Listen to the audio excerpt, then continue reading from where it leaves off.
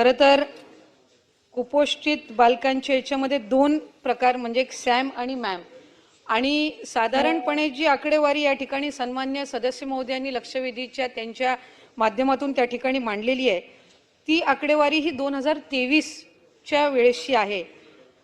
कुपोषणाचे प्रमाण हे मध्यम कुपोषित बालके जी आहेत ही 2023 मध्ये 2,12,223 बालके होती.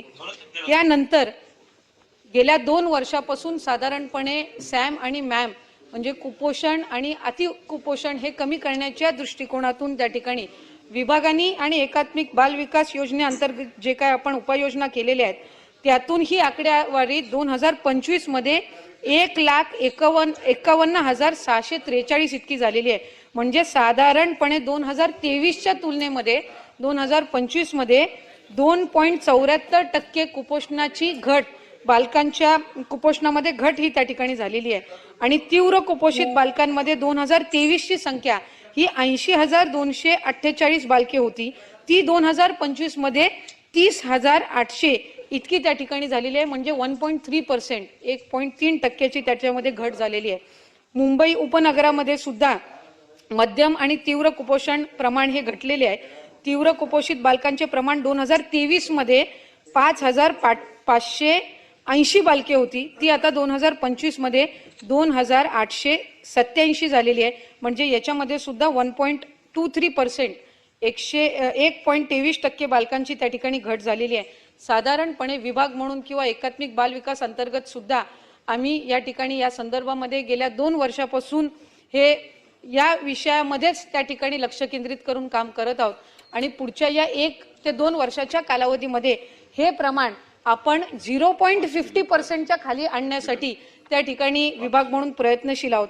या व्यतिरिक्त जो सन्मान्य सदस्य महोदयांनी या ठिकाणी प्रश्न उपस्थित केला, खरं तर अंगणवाडी सेविका मदतनीस जे या आपल्या कुपोषण आणि अंगणवाडीतील जी काही बालकं आहेत यांच्या दृष्टिकोनातून त्या ठिकाणी महत्त्वपूर्ण असतात. बाल विकास प्रकल्प अधिकारी व मुख्य सेविका यांची 18,265 पदे रिक्त होती. मी पदभार त्या ठिकाणी सभापती महोदय स्वीकारल्यानंतर या पदांपैकी 15,064 पदे ही भरली गेलेली आहेत.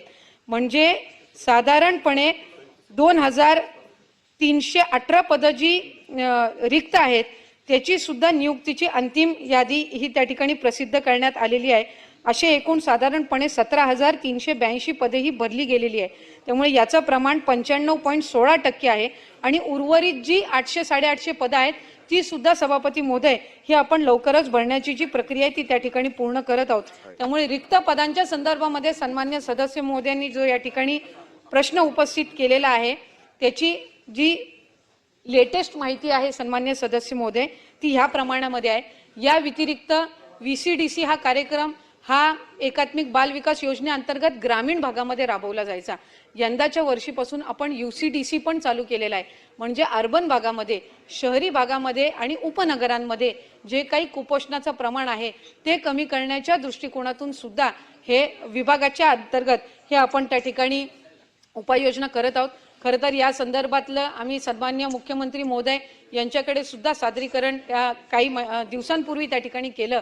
आणि कुपोषणामध्ये इतकी घट ही या कमी कालावधीमध्ये होणारं महाराष्ट्र राज्य हे त्या ठिकाणी पहिल्या 5 राज्यांमध्ये आहे. आणि जो देशाचा ॲव्हरेज आहे कुपोषणाचा त्याच्यापेक्षा महाराष्ट्राचा जो ॲव्हरेज आहे कुपोषणाचा तो त्या ठिकाणी कमी आहे.